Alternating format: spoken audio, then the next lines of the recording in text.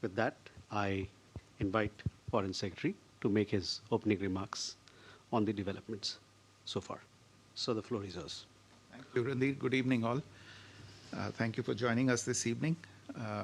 As you're all aware, Prime Minister is on a visit to Tianjin for the SCO summit taking place here. He arrived in Tianjin yesterday evening to a warm reception by the host government and subsequently a very vibrant cultural reception by the Indian community in Tianjin. Prime Minister's first engagement this morning was a bilateral meeting with President Xi Jinping of the People's Republic of China. We've released a statement on that meeting. You would be aware of the details. Let me just fill you in on a couple of aspects of the meeting. As you're aware, this is the second meeting between the two leaders in the space of less than a year. Their last meeting was in Kazan in October last year, where they had laid down certain strategic guidelines for the development of bilateral relations and set out certain goals to be achieved by the two sides. In their meeting this morning, both the leaders were happy to note the progress that had been registered, the actions that had been taken since the meeting in Kazan, and the momentum that had been maintained in bilateral relations since that meeting, especially in the domain of people-to-people relations. This morning, the leaders shared with each other their perspectives for longer-term growth and development of the two countries. They spoke about their respective understanding of principles for bilateral relations, which it is expected will help guide the future work of the two sides as we work on other aspects of the relationship. For instance, they both agreed that the two countries were primarily focused on their domestic development goals, and in this they were partners rather than rivals. It was also an element of consensus between them that a stable and amicable relationship between India and China can be to the benefit of the 2.8 billion people who live in the two countries. The common interests of the two countries outweigh their differences, and the two leaders also shared a consensus on the fact that differences should not be allowed to be turned into disputes. It was also understood that it is critical that India and China grow and cooperate if there is to be an Asian century and a functioning multipolar world order with a multipolar Asia at its heart. President Xi made four suggestions to further upgrade bilateral relations, namely to strengthen strategic communication and deepen mutual trust, to expand exchanges and cooperation to achieve mutual benefit and win-win results, to accommodate each other's concerns, and finally to strengthen multilateral cooperation to safeguard common interests. And all of these were responded to positively by Prime Minister Modi. The boundary issue also figured in the discussions. Both leaders took note of the successful disengagement last year and the maintenance of peace and tranquility in the border regions since then.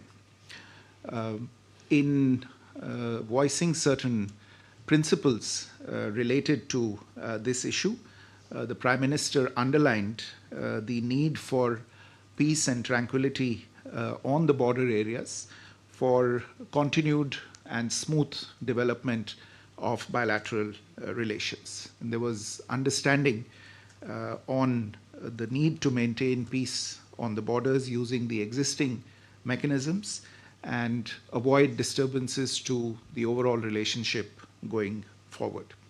At this point, I want to highlight or draw your attention to the outcomes of the 24th round of talks between the special representatives of India and China on the boundary question, which was held in New Delhi less than 2 weeks ago.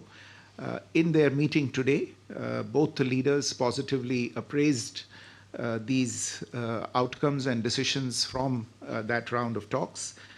They encouraged the efforts of the SRs and agreed to accelerate the implementation of the outcomes and the understandings that had been reached between the SRs.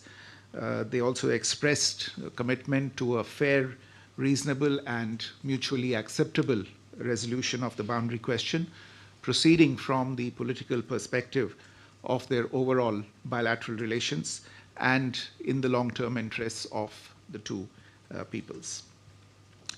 Amongst other issues, the two leaders also exchanged views on ways to increase and balance bilateral trade, strengthen people-to-people ties, cooperate on trans-border rivers, and jointly fight terrorism.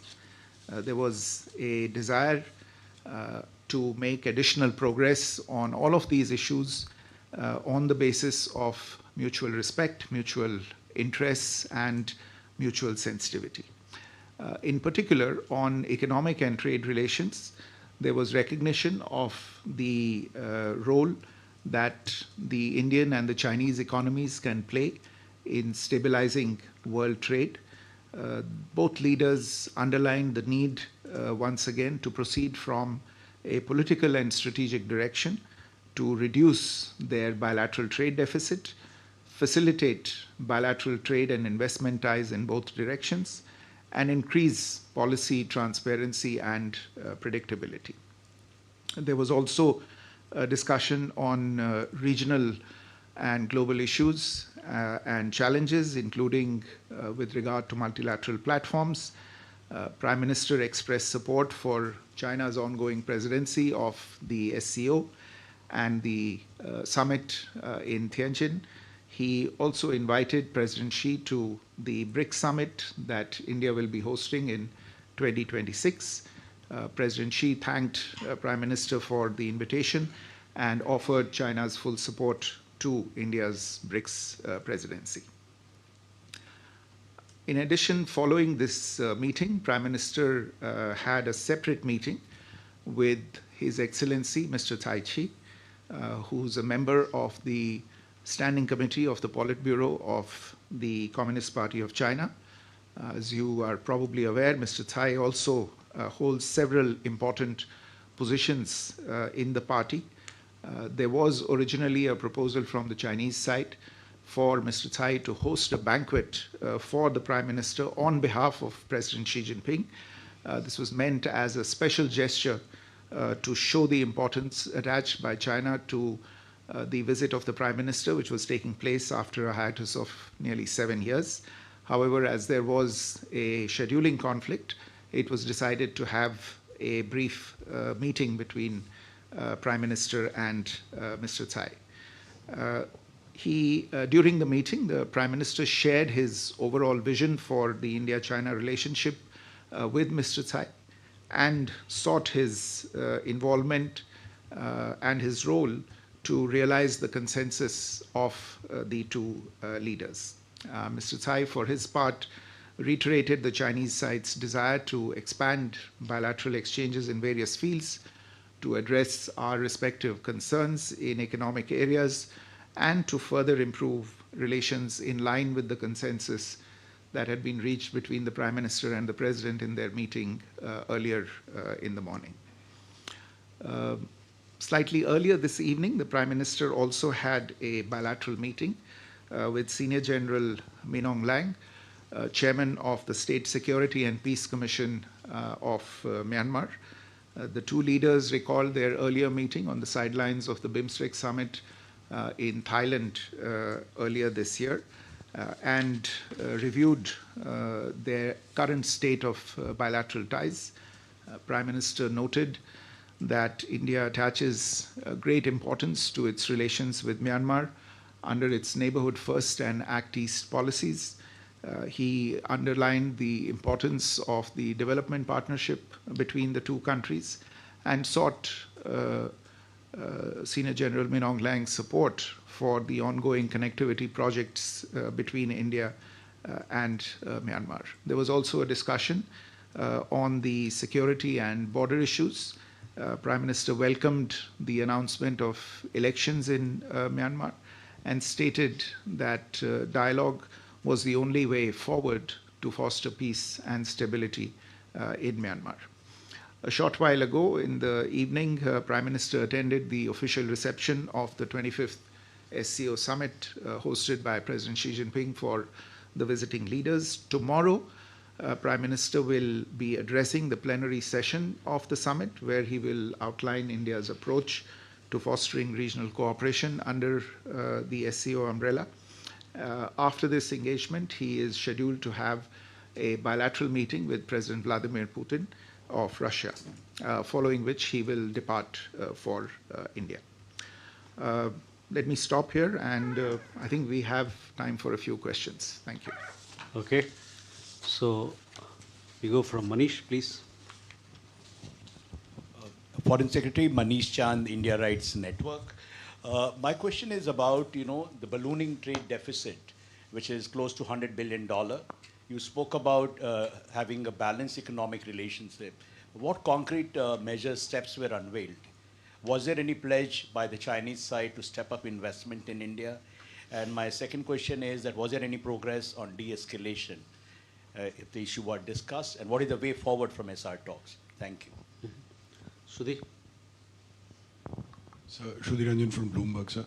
On the border talks, you did mention about the SR level talks. How does it go forward from here? In particular, the issue of delimitation that has been mentioned in the last joint statement. Uma Shankar Singh, independent journalist. मेरा सवाल ये है कि चीन की तरफ से जो बयान जारी किया गया है उसमें राष्ट्रपति शी के हवाले से कहा गया है कि उन्होंने प्रधानमंत्री मोदी से ये कहा, और मैं कोट कर रहा हूँ, कि हमें सीमावर्ती क्षेत्रों में शांति और सौहार्द बनाए रखने के लिए मिलकर काम करना चाहिए और सीमा मुद्दे को समग्र चीन भारत संबंधों को परिभाषित नहीं करने देना चाहिए। सवाल ये है कि भारत क्या चीन के इस रुख से जो सहमत है, क्योंकि भारत पहले से कहता रहा है कि 2020 अप्रैल के पहले की यथास्थिति जो है वो पहली शर्त है दोनों देशों के बीच संबंधों को सामान्य करने की। Siddhant. Hi, sir. Siddhant from WION. Sir, how much was the discussion on the issue of cross-border terrorism, the terrorism emanating from Pakistan during the bilateral meeting between Prime Minister Modi and President Xi Jinping? And my second question is, Prime Minister mentioned about direct flights as well, announcements. Are we looking at any timetable when in next few months we are looking at direct flights? Megha. So I'm Megha Prasad from ABP. My question is about the conversation that President Zelensky had with Prime Minister Modi yesterday. And he puts out on Twitter and he says that while he was talking to Prime Minister, he's also said that Ukraine reaffirms its readiness for a meeting with the head of Russia. Now, Prime Minister is meeting President Putin tomorrow. Is there some sort of an expectation from Ukraine that India would mediate? If yes, what's the stand that India would take in this situation? So we can take these questions first.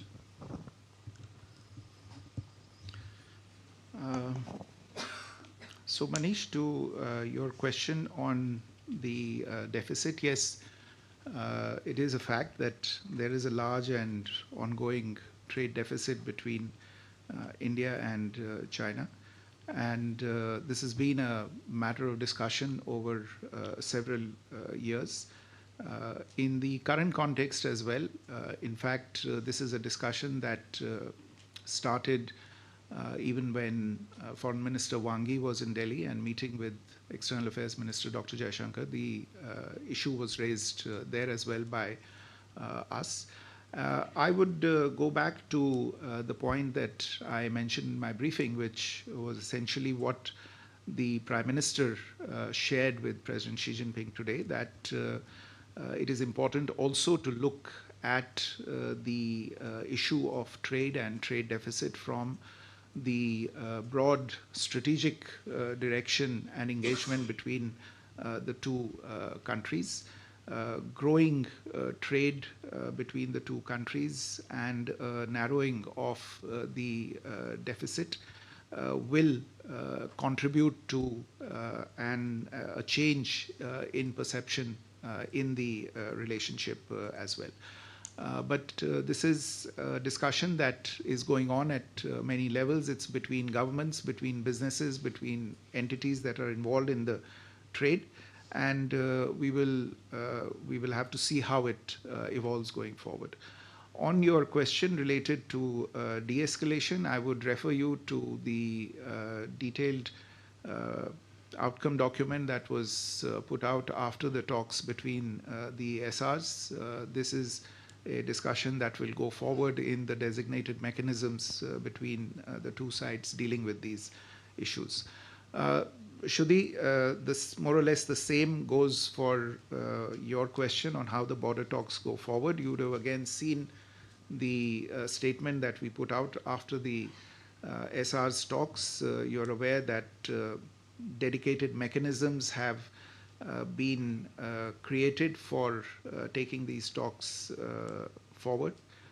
We expect that these the existing mechanisms, which is the working mechanism for coordination and cooperation in the border areas between India and China, will meet in the coming days and weeks, and the respective leaders of this mechanism from the two sides will come to an understanding on how these mechanisms for the delimitation related talks are going to go forward.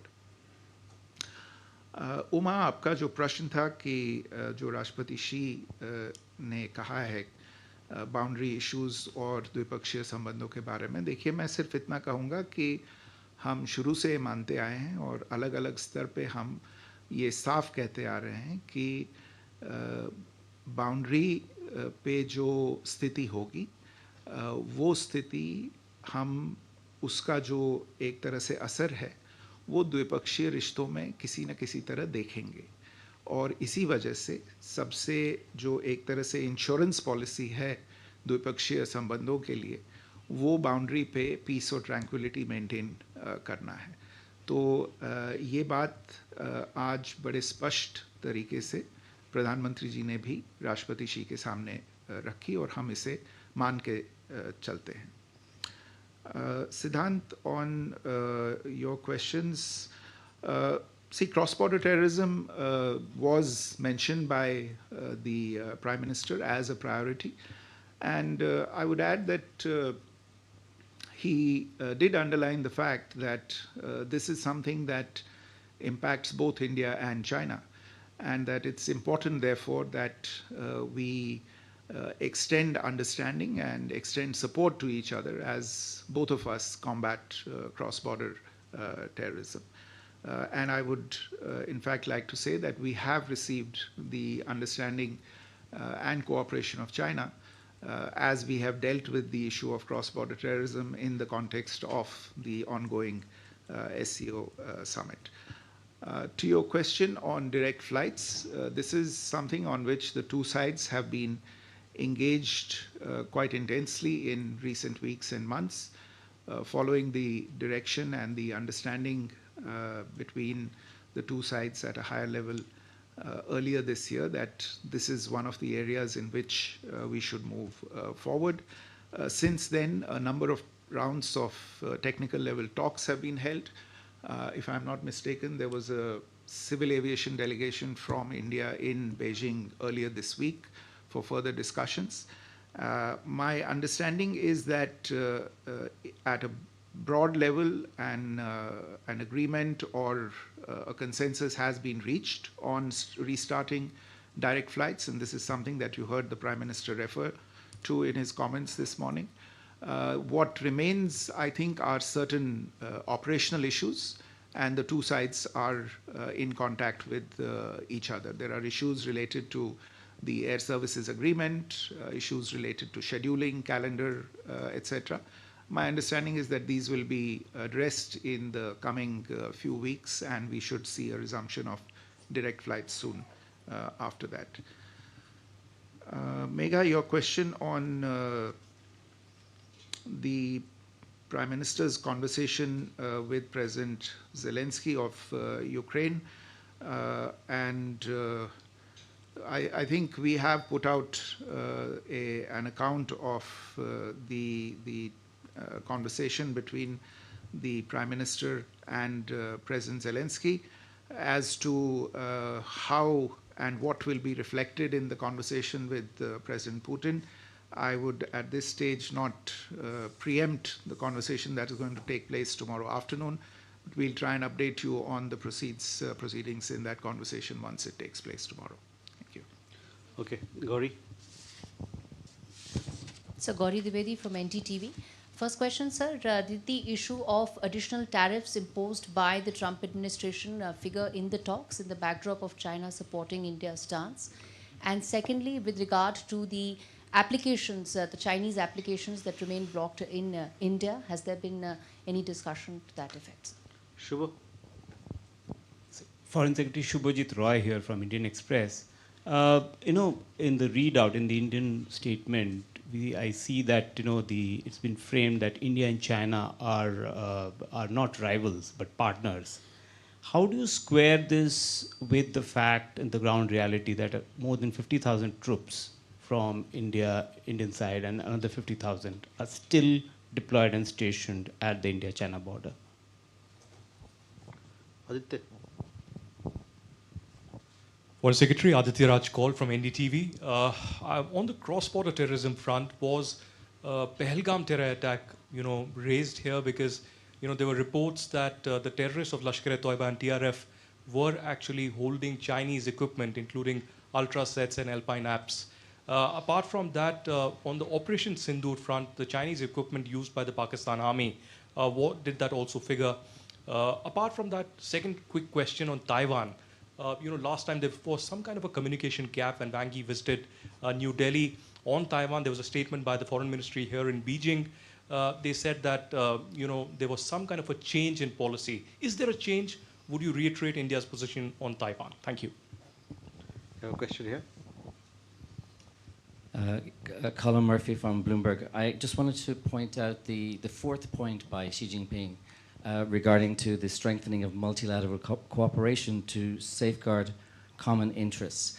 Can I ask from the Indian perspective what perhaps might be those multilateral organizations that you might be working through? And in particular, what are those common interests? Do they include trade, tariffs, for example? So can you give a little bit more specifics on this point? What's the Indian perspective on President Xi's point? Thank you.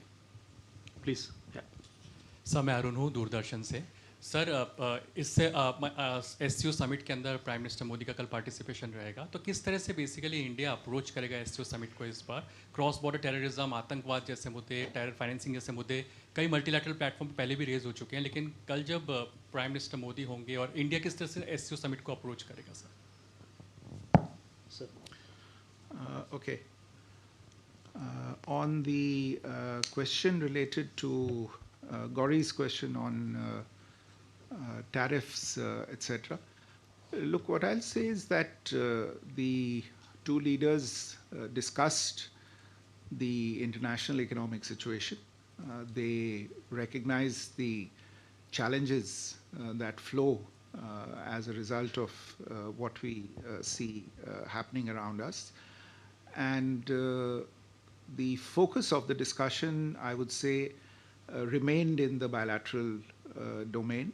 Of course, they recognize as I said, they recognize what's happening on the international plane and the challenges it creates, but they tried to, in a sense, see how to leverage that for building greater understanding between themselves and how to in a sense, take forward the economic and commercial relationship between India and China in the midst of these evolving challenges.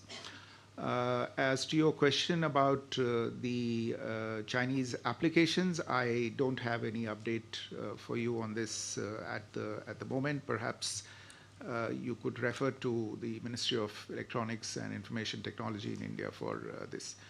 Shubhajit, your question on squaring the issue of partners, not rivals, with troops at the border. Look, as I said, the formulation of the two countries being partners, not rivals, or as is put somewhat differently, of being opportunities for each other and not challenges.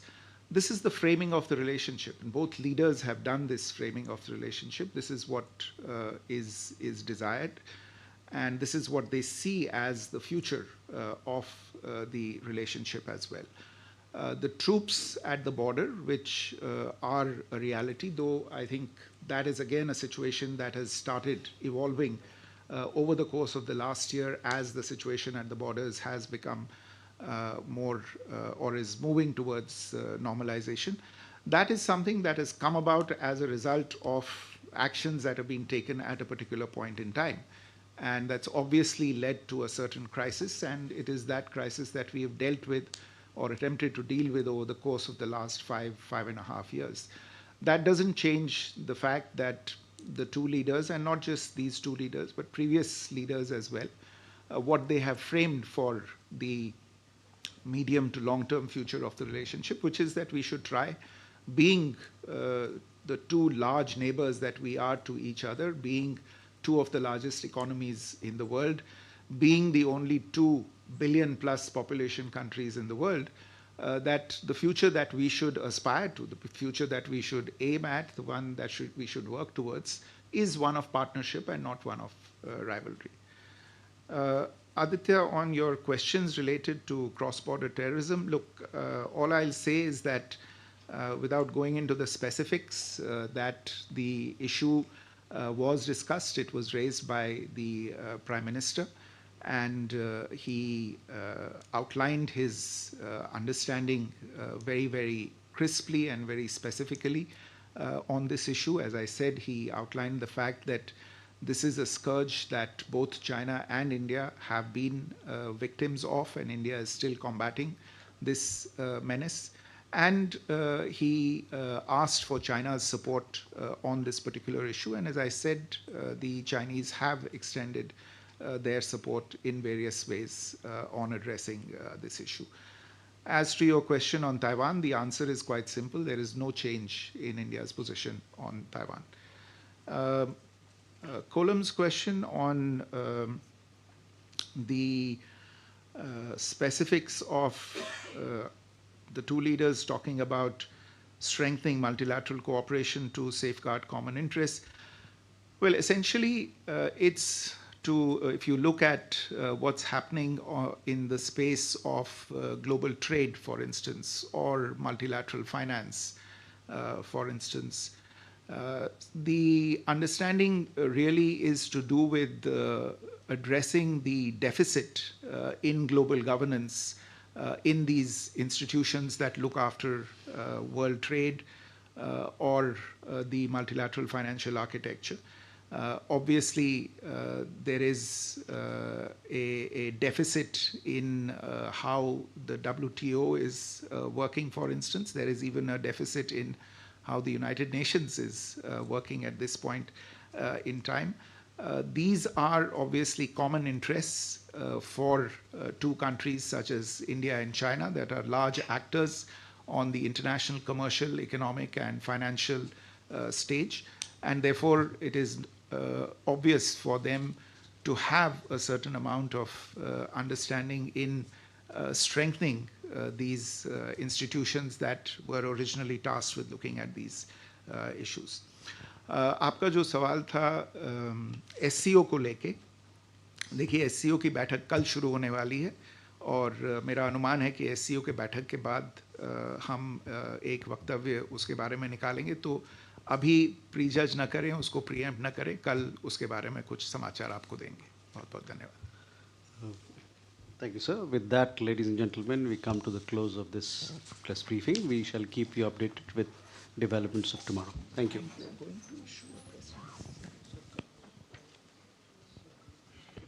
चीन के Tianjin से ये सीधा प्रसारण आप देख रहे थे भारतीय विदेश मंत्रालय की प्रेस वार्ता का प्रधानमंत्री नरेंद्र मोदी के चीन दौरे को लेकर, वहां पर जो उनकी द्विपक्षीय बैठकें हुई हैं उसको लेकर, एससीओ समिट को लेकर विदेश मंत्रालय के द्वारा जानकारी दी गई, तमाम सवालों के जवाब भी दिए गए और साथ ही जो बड़ी बात कही गई वो ये कि जो कुछ भी मतभेद हैं उनको रुकावट नहीं बनने दिया जाएगा आपसी रिश्तों को आगे बढ़ाने में।